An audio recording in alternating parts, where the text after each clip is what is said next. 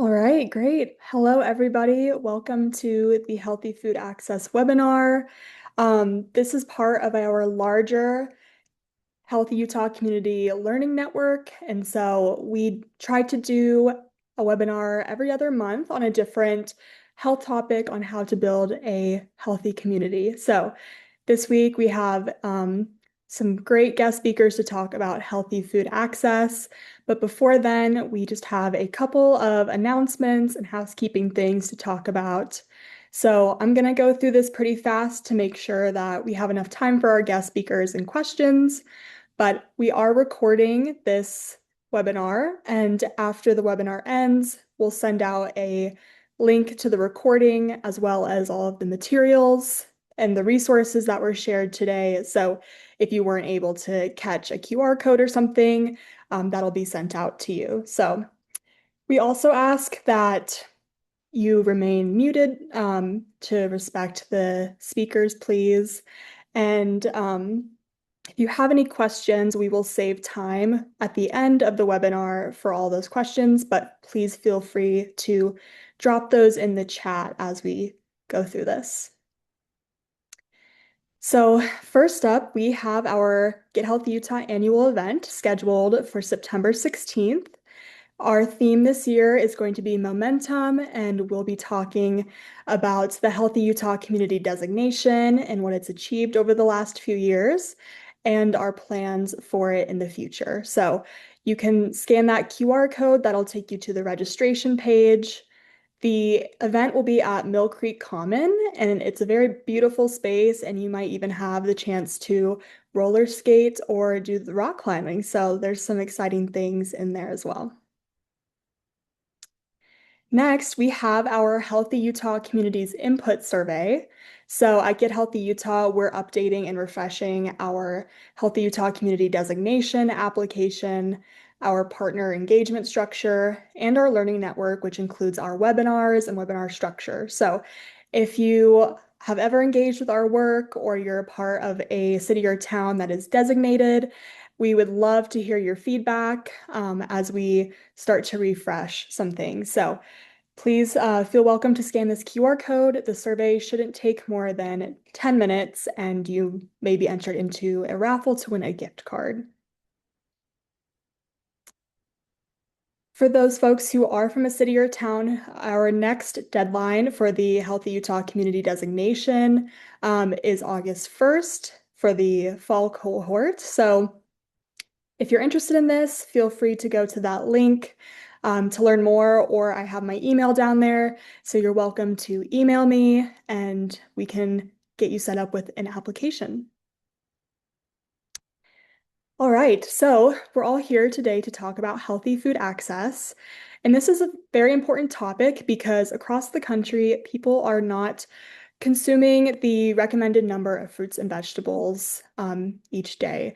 And so this, in conjunction with the increase in processed and low nutrient foods, puts people at a higher risk of chronic diseases and, can harm them. So with this, we had a healthy food access grant that we opened earlier this year, and we were able to award 11 different cities and organizations across the state that are listed here, who are all doing excellent work in healthy food access. So congratulations to these 11 communities. A lot of them are on this webinar today, so if that's you, thank you for being here. And so these cities and organizations received funding and technical assistance to do a healthy food access project that fits the needs of their specific community. So this work could not have been possible without our sponsors. So just want to shout out U of U Health Plans, DMBA, the Utah League of Cities and Towns, AARP, and Common Spirit. So thank you so much to those organizations. Finally, along with those projects, these communities will also have to conduct a healthy food access walk audit. And at Get Healthy Utah, we've been working on finalizing this tool for how to do a healthy food walk audit. And so we piloted this project in Price last month, And so Healthy Food Walk Audit can help discover food deserts, uncover the ratio of fast food to healthy food options, and understand specific community needs. So if you're interested in taking a peek at this how-to guide, feel free to scan the QR code. And again, I know this is fast, but this will be sent out to you after the webinar. All right. With that, I want to introduce our wonderful guests today. We have 4 speakers who have a diverse range of backgrounds who will all be speaking on different healthy food access topics. So each of these speakers will have 10 minutes to talk. And then if you could please save your questions for the very end, we'll do a Q&A session at once. But we have Alyssa from Wasatch Community Gardens, Laila from Wasteless Solutions, Lee from Create Better Health, and Darren from AARP. So with that, I will turn the time over to Alyssa. Thank you.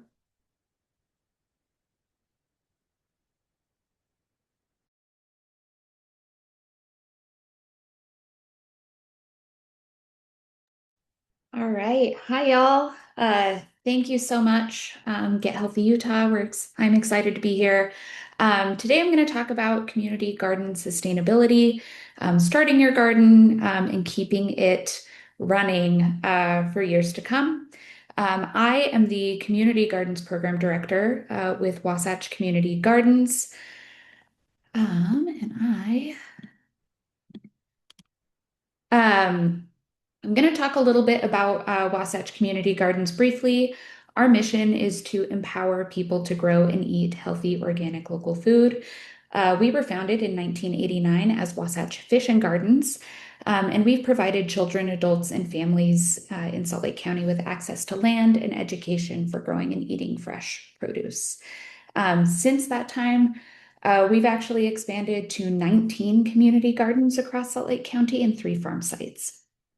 We have a handful of programs that serve members of our community. The Community Garden Program serves about 650 people annually at those 19 sites, providing space to grow in. The education program provides more of that, webinars, workshops, to help facilitate knowledge and education around organic growing. Youth in Schools provides hands-on education for students and youth through field trips and summer camps. Our job training program provides employment and case management for women experiencing or facing homelessness. We have also just started a farm incubator program housed under our job training program. Volunteer program provides access to service, learning, and engagement in all of our sites.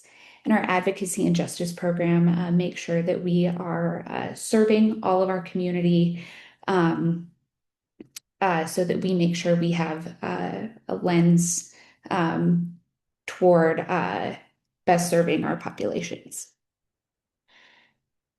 To give you an overview of a resource that we have actually had for quite a while, we have this Community Gardens Handbook that has been developed by Wasatch Community Gardens.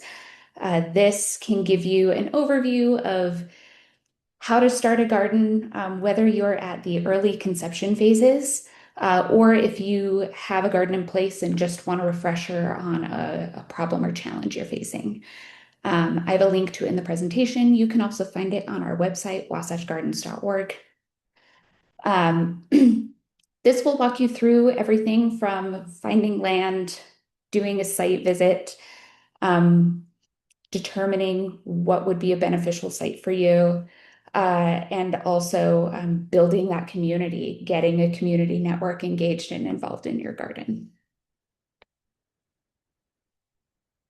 I want to talk really briefly about community garden sustainability. I know we only have 10 minutes, but these are some key things that we see come up in our programming in the community garden program, and as we do consultations and visit with other community gardens throughout Salt Lake County, we also hear them express some of these items as challenges for them as well for their garden. So some key things you'll want to think about as you start or maintain your garden is local demand, land access, rules and policies, funding and budget, divisions of labor, and then maintaining continued community interest. Local demand. So this is your population who would actually be gardening with you in a community garden. When we're starting a community garden, we use either signature gathering or surveys to determine what that local demand looks like. We typically at Wasatch Community Gardens require 2 to 4 more signatures than there will be plots in your garden, just to make sure that we have enough people who are interested to actually fill the garden site. A lot of people are really interested in community gardens in their community, but they might not actually be interested in gardening in them. So it's important to have like a healthy, robust understanding of who will actually be using your site. We also look for a handful of engaged community members who can help lead this community engagement. We have found that that leads to very effective community garden starting and maintenance. Having people who are engaged from the beginning really lends to some of that buy-in in order to maintain the garden space over time. That can also help with your staff's capacity if that is a constraint in starting the garden. Land access. I don't know if the community gardens who have been awarded the grant own the land, are leasing the land, or have some other arrangement. There are a lot of different ways to have access to space to grow. If you're not the owner of the land, our recommendation is to form some kind of an agreement, whether that be a contract or an MOU, determining what the responsibilities of the landowner and the leasee or land user, and then talking about who pays for utilities. What does infrastructure look like? Can you bring in permanent infrastructure? Does it need to be semi-permanent? What kind of equipment can we have on the site? And any restrictions. Another really important thing to consider in your land access is how long you can be at the site. Starting a community garden is a very intensive community effort, and also building it is a very intense labor effort. So you'll want to make sure that you can be on the space for a longer period of time. I would say typically no less than 3 to 5 years as part of that arrangement. You'll want to think about rules and policies. So what type of community garden are you hoping to start? Wasatch Community Gardens, we work primarily with rented garden plots. So an individual rents a plot that they manage and steward throughout the season. There are some community gardens that are more open. Everyone who participates grows everything in the garden, and they're welcome to harvest from anywhere in the space. There's therapeutic or youth and schools gardens. Thinking about your audience and how you're going to structure yourself can help to inform your rules and policies and how you manage the space. Thinking about how to register, making that process really accessible and available to all of your users will be very important, and having that written down for folks so that they know how best to use the space, whether that be through signage at your garden or on your website, making sure that folks are informed and know how best they can interact with the space can reduce a lot of conflict. Setting expectations for gardeners. Is there an expectation that they're working a certain number of hours in the space? And then talking about your organizational policies or values will also be really critical in setting up your space. Funding and budget. I'm not going to go through every single item, but there are quite a few expenses to think about, and a couple of ways you can think about generating revenue. whether that be plot fees, donations, grants, or working with someone that you're contracting with. Wasatch Community Gardens has contracts with a handful of municipalities and counties, or sorry, and Salt Lake County. And that helps to pay for our garden sites. So considering how you're going to bring revenue in for all of that equipment, the effort that it takes to maintain the space and manage gardeners within a space as well. And then divisions of labor. One of the common hangups that we have seen is a lot of community gardens end up just being one person really trying hard to maintain or manage a site, and they're not getting a lot of help from other gardeners. So making sure that you're creating that sense of ownership amongst the entire group, thinking about whether you're going to have site staffing or is it purely volunteers managing the space with your gardeners. Again, setting gardener roles and responsibilities for management will be really key. We actually set steward roles that gardeners can sign up for, and that's their job in the garden for the season. And then continued community interests. Getting community members involved early in the process can help lead to some of that continued interest in the space. That's involving them from the engagement process in garden design and setting policy. Also creating that culture of ownership and engagement through gardener service roles, garden events. This picture in the background is something we call a Wednesday walkthrough. It's an opportunity for gardeners to show off their plot to other members of the public and talk through what they're growing and how just engage more folks in the neighborhood. And then involving more than just than gardeners, bringing in volunteers. We often have produce that's available to the public through our public pick process. And that can draw people to the space, build up your wait list so that you have folks that are continually interested in the space. I want to share a couple of resources. Here's a link to our neglected parcels community garden handbook, and then our website, as well as a great resource. You are also welcome to contact me if you have any questions or want to talk through a challenge that you're facing in your community garden. Happy to set up a time. Okay, thanks all.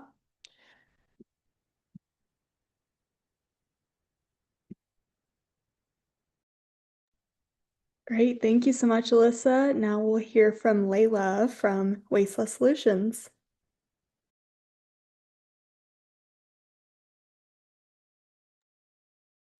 Thank you. I'm just trying to get my slides pulled up. Sorry.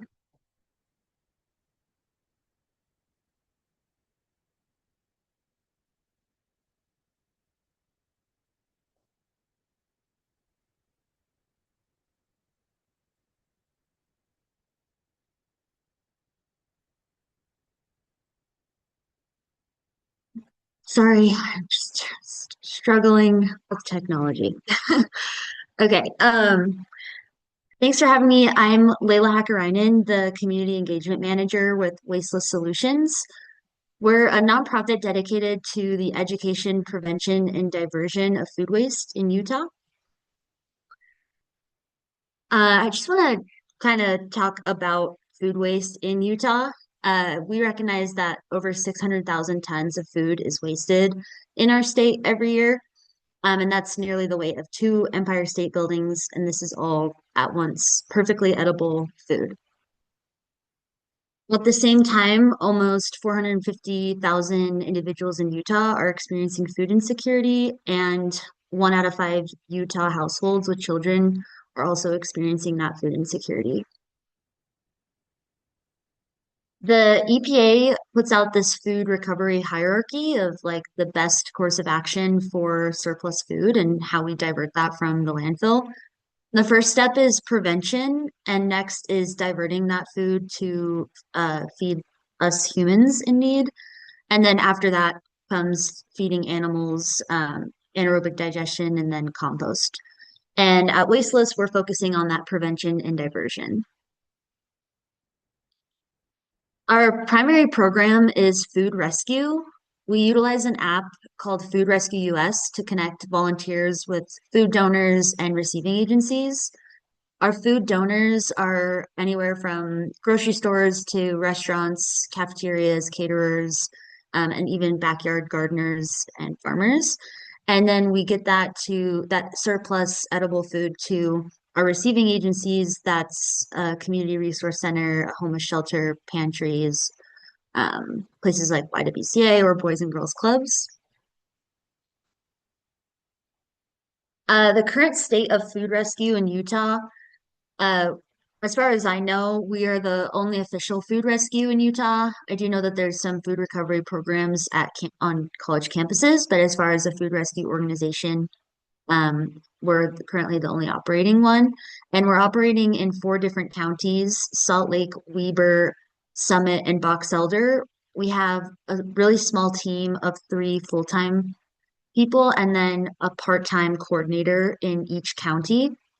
And those coordinators are coordinating the food rescue schedule every day. We're doing anywhere from 10 to 20 food rescues each day, rescuing 50 to 60,000 pounds of food across these 4 counties every month. We currently have over 200 food donors, over 100 receiving agencies, and over 700 volunteers. And a big goal for us is to become a go-to solution for surplus food across the state, as this program gets healthy, edible food super quickly to the individuals that will eat it, and is really great for a lot of the perishable items that are often thrown away from, these food donors.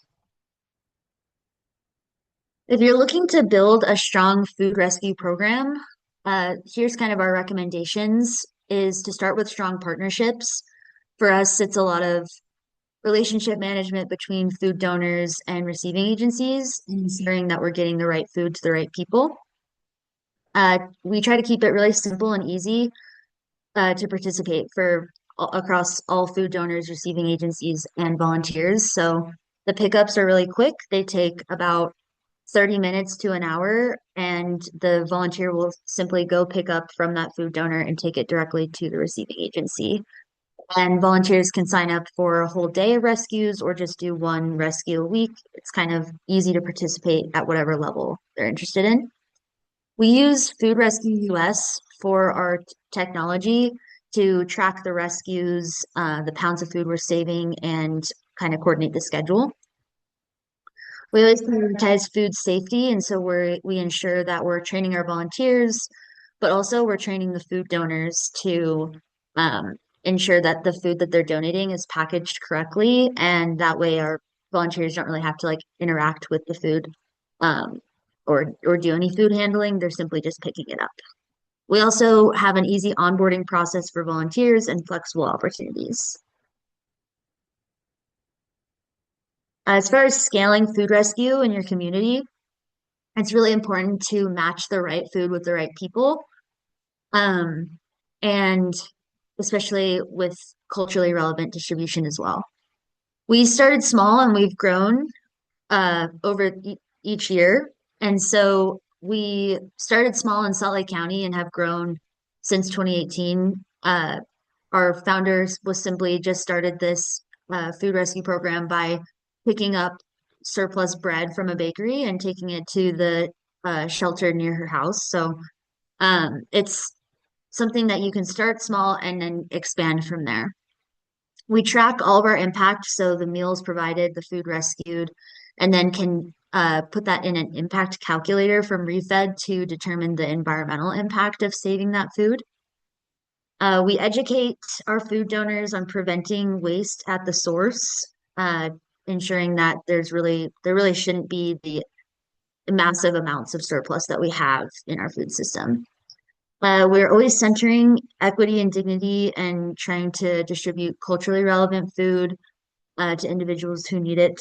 And in general, if you're looking to partner with Wasteless Solutions and launch food rescue in your city, please reach out to me or through our website. We're happy to kind of provide insight and support and grow into new cities. I just want to talk about Garden Share a little bit. This is an extension of our food rescue program.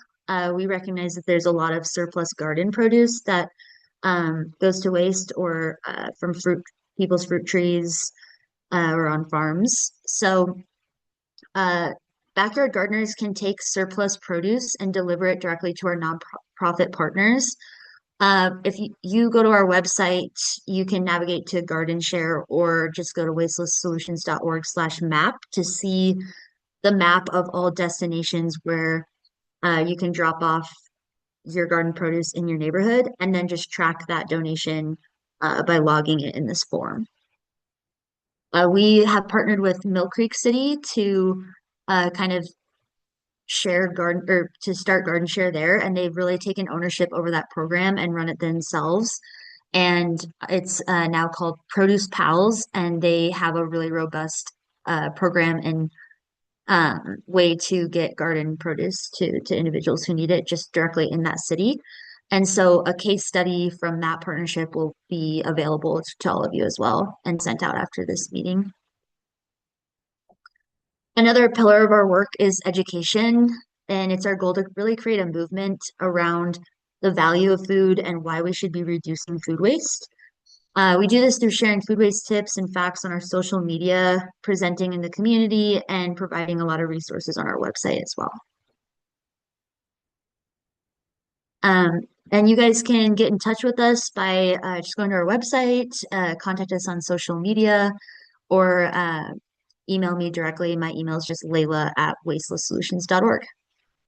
So thank you. Great. Thank you so much, Layla. It sounds like an incredible organization. Next up, we'll hear from Lee about Create Better Health.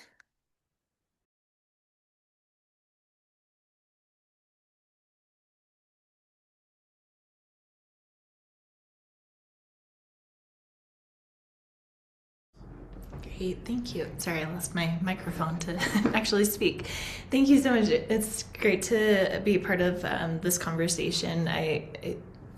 Taking a lot of notes from the previous speakers. I think there's a lot of overlap on some of the work, or as far as collaboration goes. And what I'm hoping to be able to share today is a little bit about what we do at Create Better Health, but then also a little bit more broad on what the extension program does with USU. We're just one small program in the USU Extension, and so as people are working on community programs, there are extension agents in every county that can support a lot of different programs. So I wanted to go over that first, and then we'll dive into some of the specific programs for Create Better Health. Create Better Health is a USU Extension food security hub. It really focuses on food and nutrition security with nutrition education, policy system environmental work, and social marketing. And within that, a lot of people have heard the SNAP-Ed program. So we were formerly the SNAP-Ed implementing agency for Utah. With the elimination of those funds last year, we've continued to work with the same types of programs. Our structure has changed a little bit, so I'll go through that a little bit. We do have the same curricula, the same programs. It just looks a little bit different and really focuses on the collaborative side of that, really trying to connect partners so that no one's duplicating or reinventing the wheel. So we try to support our partners that way. If I had 30 seconds and had to give a whole bunch of resources, I would probably give you the extension website. That's going to be your source for so many diverse programs. But if you're not familiar with USU Extension, every state has a land-grant university that they're given with the Lever grant, and so this is established for 100 years, and part of that call for being a land-grant university is that we support communities, not just the academia university campus. And so there is an extension facility in every county, and then there's 3 main departments. There's Ag and Natural Resources, the Home and Communities Department, and then the 4-H department. And so the Create Better Health program is under the Home and Community Department, but Ag and Natural Resources really focuses in on that support for agriculture, supporting the farmers and really that production of food and other natural resources. In Home and Community, we're really looking at the health and well-being of our communities. And then 4-H is that youth side of things, which is kind of integrated throughout all three, but it's really focused on youth development, youth leadership. And so we are housed under the Home and Community Department, but work cross-collaboratively. I did want to just exit out this real quick and just show you what the website looks like, just so you can kind of get a feel for what to look for. The main extension site kind of goes through all your different resources, and so you can learn a little bit more about extension and find all online courses, and that's definitely a barrier that we try to overcome with a lot, since Utah mostly has rural areas, and so we have a lot of online opportunities.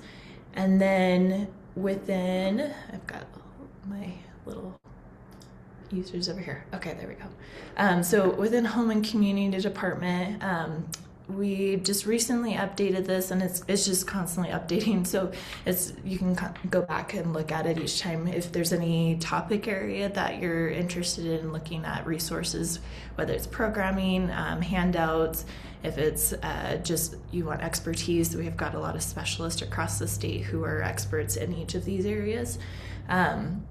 And then we break it down by kind of focus areas. So you can go under the area that you're focused in on for your programming for your city.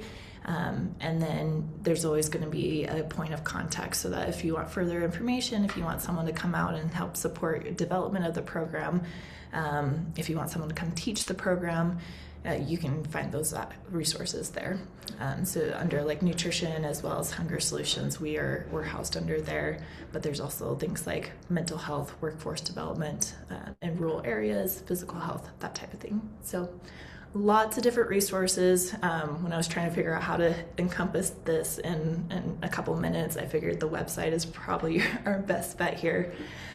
So my program I'm the director for the Create Better Health program, and it's one of many. So as I go through what we do, know that there are a lot of programs that encompass several activities and initiatives as well. The Create Better Health Hub this is our website, so you can kind of see what that looks like. We go from finding direct resources and assistance to providing online nutrition education to in-person activities. And so we'll go over that a little bit more. So as we shifted out of the SNAP-Ed implementing role into a more hub style of an organization, we adjusted our vision and mission statements to be a little bit more systematic in our approaches.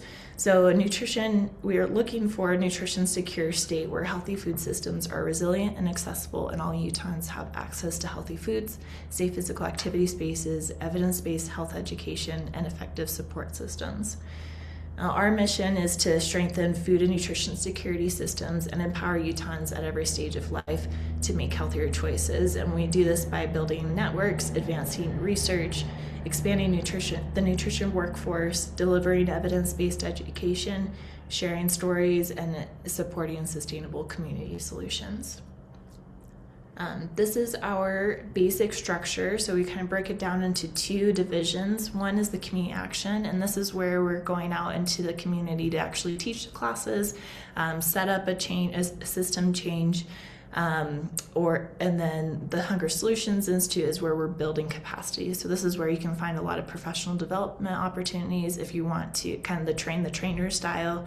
If you want to network with other people in this field, the Hunger Solutions Institute is a good space for that. I'm going to go through this really quickly just because we are since we have limited time, but feel free to screenshot, and then we're sending this out afterward as well. So I just wanted to have it all on the slide so you'd have it along with the links.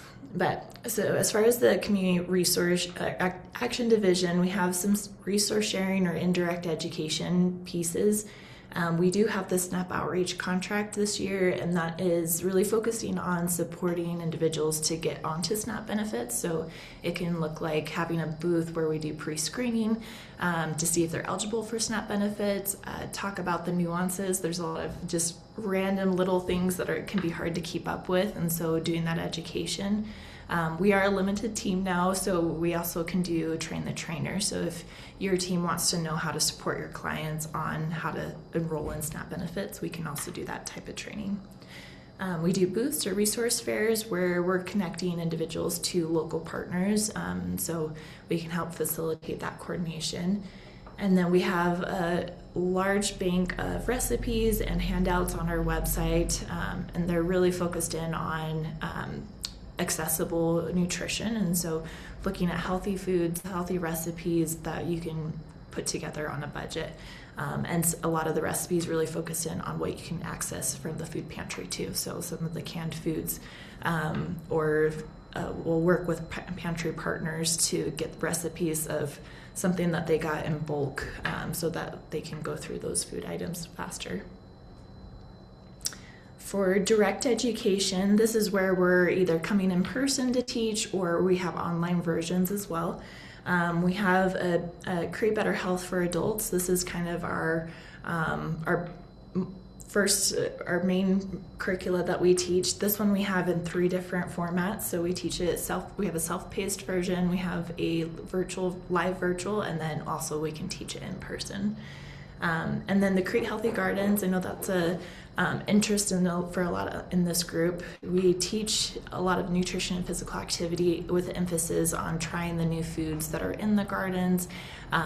We look at eating local foods, gardening, really in partnership with the community gardens themselves. So it's a good way to have an educator come in and have events to expand the programming available to community gardens. And then additional, what we call PSE initiatives, or policy system environmental initiatives, is we encourage things like share produce with your neighbor from the gardens. So anything excess, we can help facilitate that, either moving to the food bank or getting it out to the communities, doing healthy food drives for a local pantry, that type of thing. And then for families and youth, we also do Kids Create Better Health series that ranges from 3 years old all the way to 18-year-olds, and just helps, it goes along the lines of what the guidelines for the Utah Board of Education. So we do make sure we hit those competencies. And then also just really trying to establish those healthy eating habits at a young age and being willing to try new foods. And then our Create Family Meals, so this is more multi-generation focus, where multiple generations are together eating meals, and looking at between the nutrition and mental health type of benefits that come with it. Under our professional development, this would be more for the providers or for any type of partner leaders. We are trying to provide capacity for other organizations, other individuals to be able to provide evidence-based nutrition education. And so we have a couple different professional development. One is our foundational National Nutrition Certification Program. This has been around for, I think we're coming about 10 years now, but this is a certification that's been taken across the world on to really help provide a structure for teaching evidence-based nutrition, where to find that content, how to teach it. And then we have a newer one that's more focused on career exploration for the youth in high school, about high school age or early college, to give them kind of a foundation to start off. And then for networking, this would be a good screenshot one, but this is going to be, there is a space for anyone. I have a strong belief that food security can only be achieved with everyone, all hands on deck. And so we really try to emphasize that in these 2 spaces. The Food Security Council is open to the public and is every 3rd Wednesday. at 10 a.m. And then we are putting together, in combination with a couple partners, a conference, a public conference and food security symposium at the end of the year. And this will be another space where we're really trying to look at that systematic approach to food access. And then we also do provide student engagement opportunities. So again, building that capacity for the next generation of food security communities. And so this also, you can just reach out to me. We kind of customize it depending on the student's needs, but there's some different opportunities going on right now. So again, there's my email. I'll put those links in the chat, and then also I know Alicia's going to be sending this out afterwards. So if there's any questions or any ideas on how to collaborate, or ways if you want to connect with other partners too, I'd be happy to make those connections there. So thank you so much for your time, and I'll hand it off to the next person. Wonderful. Thank you so much. And McKinley, we'll get to your question after Darren goes. But with that, last but not least, we'll hear from Darren from AARP.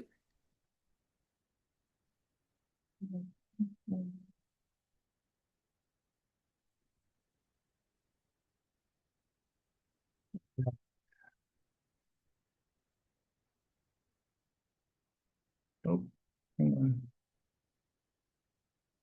Sorry about that.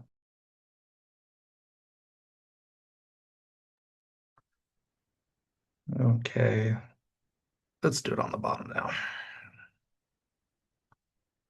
Okay, can you see my screen now? Okay, thanks. So just a little introduction about AARP Utah and our age-friendly communities. The AARP network of age-friendly states and communities supports the work of local, regional, and state governments as they prepare for nation's changing demographics. Established in 2012, this network includes towns, cities, counties, and states that have committed to being more livable for people of all ages and especially older adults. A community garden can improve the health of residents, foster economic development, combat social isolation, relieve food insecurity, improve public safety, and encourage inclusion in the community connectedness. So community gardens can also help revitalize neighborhoods and incentivize the development of more walkable and transit-oriented places. So let's get into this. Okay. So Darren, just to let you know, we can see the version with your notes and not the whole slide. So if you wanted us to see the whole slide, we could just see the little slides with notes. Let's switch it. Thank you. That's what I'm always worried about. There we go. Is that much better? That one still has the notes. It's the presenter view okay. too. Another version of the view. No, I know what I need to do. Thank you. I'll just move this one over to here, and then I'll move this one possibly back over to here, maybe. That didn't work, did it? Let me stop sharing. Okay. That's why we do this, huh? And I should come to the check meetings instead of having other things going on during that time. All right. Okay. Can you see just There you the go. slides? Yep, There we go. that works. Thanks, Darren. Okay. So let me get over here. All right.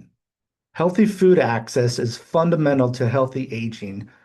Nutrition affects energy, mobility, immune function, and the management of chronic conditions like diabetes, hypertension, and heart disease. All priorities for Get Healthy Utah. As people age, accessing food becomes more complicated.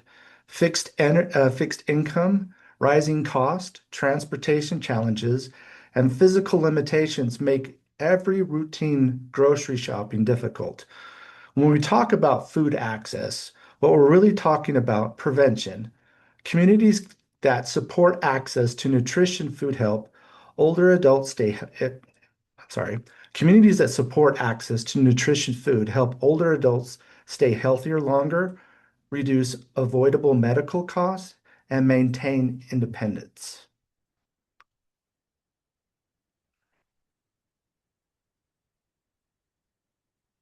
Recent research from AARP shows that 10.4% of adults aged 50 and older, about 12.6 million people, experienced food insecurity in 2023. This is the highest rate we've seen in nearly 10 years. Food insecurity doesn't always look like hunger. It includes worrying about running out of food, skipping meals, or relying on low-cost foods that don't support good health. The increase reflects broader trends, rapid food price, rapid food price inflation, and the expiration of temporary pandemic era supports, such as boosted SNAPs benefits, have all gone away because they were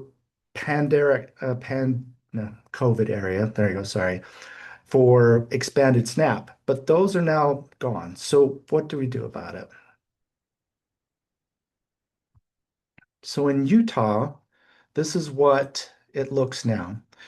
In Utah, there are 7.3 of adults aged 50 and older that are in a food insecure place. So that means there are 64,000 people in Utah that are having problems or have some type of food insecurity. Although Utah fares better than many states, this number is still significant and often overlooked.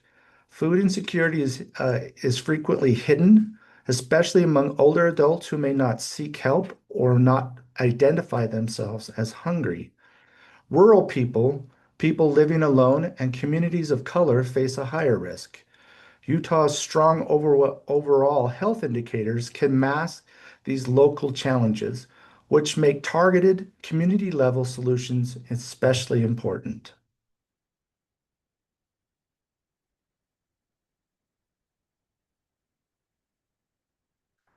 So rising food prices are now the number one factor for limiting food access for all older adults age 50 and above. About half of older adults say grocery prices affect their ability to buy food on at least several shopping trips. This isn't occasionally, this is ongoing. To cope, people report buying cheaper brands, skipping fresh fruits and vegetables, or buying less food items.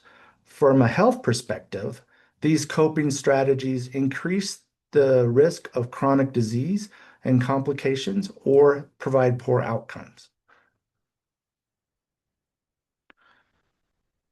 So, as been mentioned already, SNAP, which stands for Supplemental Nutrition Assistance Program, is one of the strongest tools we have to reduce food insecurity and support health. Research shows it helps older adults afford food, reduce trade-offs with medical care, and link to fewer hospitalization. Despite this, less than half of eligible adults 60 and older participate nationwide. Many don't realize they're eligible, feel the stigma, or find the application process confusing.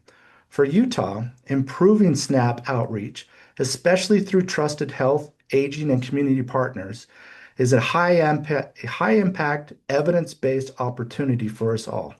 And I just want to say, I grew up on SNAP, so I understand some of the stigma that was attached with it back then.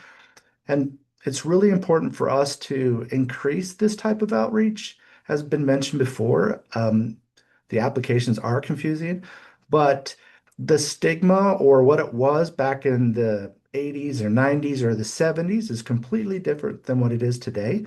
And so proper education can always help people, either older adults or younger people, about the importance of the SNAP program.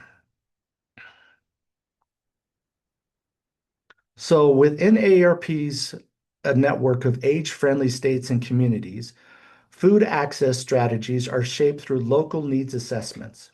This means solutions look different in the suburban, urban, and rural Utah. Food access intersects with transportation planning, housing stability, walkability, and health services. That makes a natural fit for a cross-sector collaboration, especially with networks like Get Healthy Utah that already bridge systems.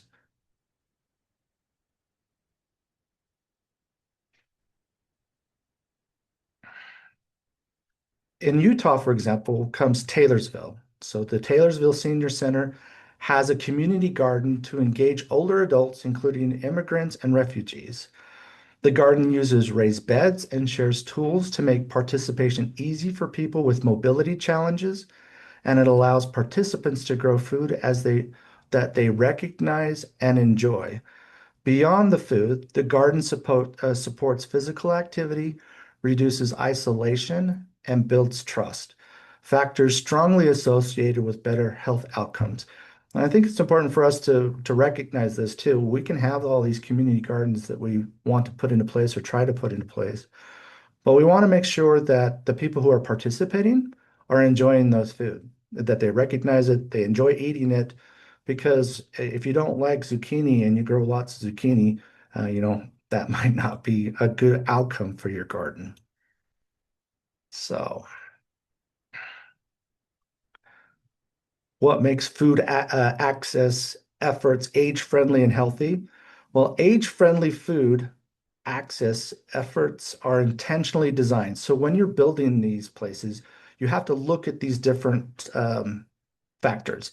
One, you want to make sure that it has practical features like sitting while you're taking care of the garden, that they have shade, they have wide paths and raised bed, because that helps with barriers, physical accessibility barriers. It also reduces financial burdens or financial barriers and honoring cultural food preferences. When people choose to do this, hopefully you'll be able to provide at low cost or no cost participation. That helps with the health in general. So we're looking at the whole thing. We have access. Do we have shade? Are we putting in culturally relevant foods? And then that it's either low cost or no cost.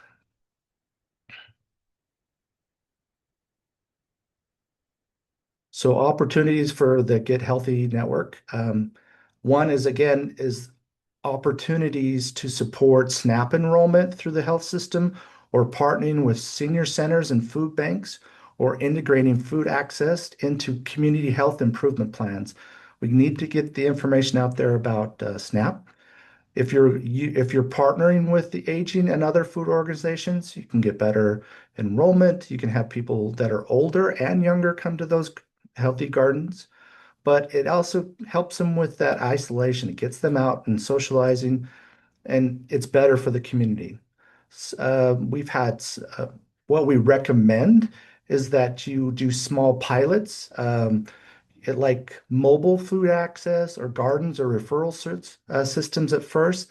And then as you get more success in your healthy garden or in your community efforts to improve health access, um, you can get bigger impact based upon what works and what doesn't work. So start small, and then you can get bigger as you get better. All right. So this is our publication that we have with AARP. It's Creating Community Gardens. It's a booklet that's downloadable for everybody. It's found at our Livable Communities landing page. It's a great resource. They also have other types of resources for different types of transportation, housing, parks and walkways, and all different types of things for livable communities. We encourage you to go there and check them out. And I thank you for your time. So let me put on the thank you slide and I'll stop sharing. Where's that button? There it is. Thank you. Great. Thank you so much. And thank you to all four of our speakers. I know I would have loved to hear more about your organizations and the work that you're doing across the state, but I really enjoyed this crash course on all of your work. So, and thank you to everyone who spent their lunch hour with us. We'll get into a Q&A session, but before then, Alicia just put in the chat a link to our webinar evaluation survey. So this is a super brief survey that'll take about 2 minutes, and we'd love to hear your feedback on what you thought about the webinar, what could be improved, and some potential topics you'd like to hear about in the future. So just as a reminder, the link to this recording, as well as all of the materials and resources, will be sent out afterwards. The link or the recording will also be available on our YouTube channel. So With that, we have about 5 minutes for questions, so feel free to come off mute and ask, or you can put them in the chat.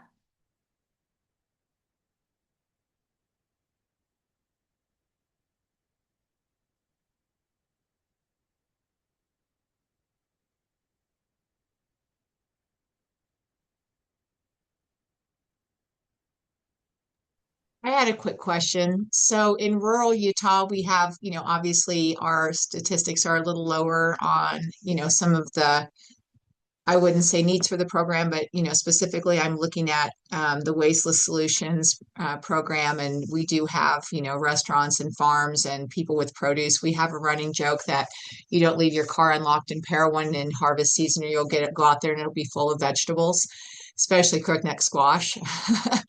And so to get something like that going, I guess this is for Laila, is that a regional opportunity?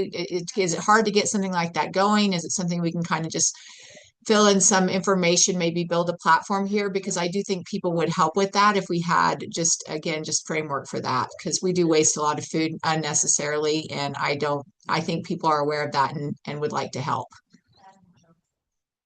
Yeah, that's a great question.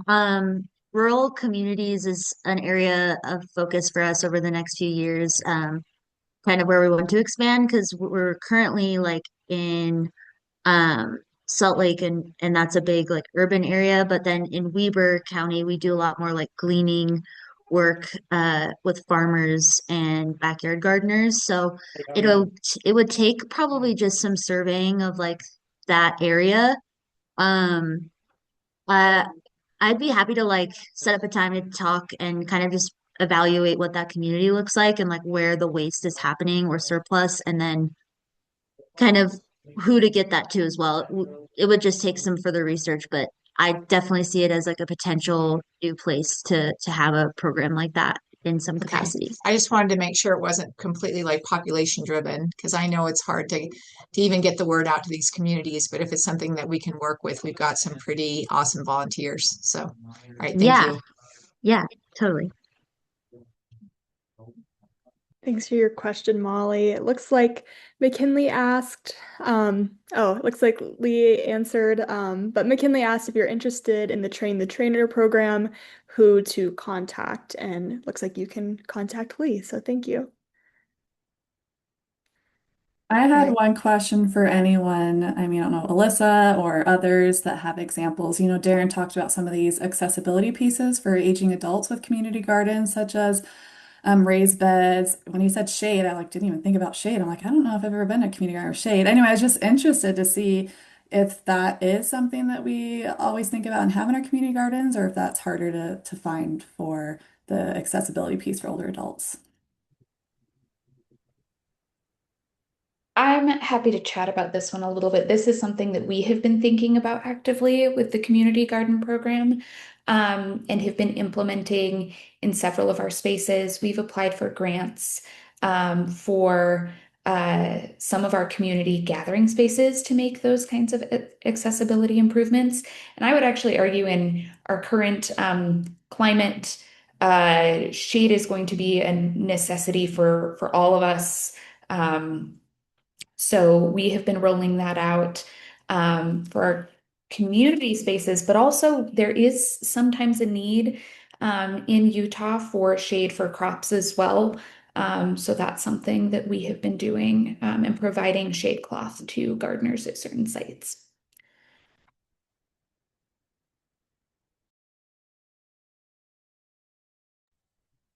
Yeah, thanks for sharing that too. And when I mean shade, not the whole garden, but just an area for our older adults to go off to the side and take a break and then come back. And that's pretty much with everybody with accessibility issues. And it's just something to think about in general as you're doing these community gardens. And it's such a great thing to have both young and old be there at the same time.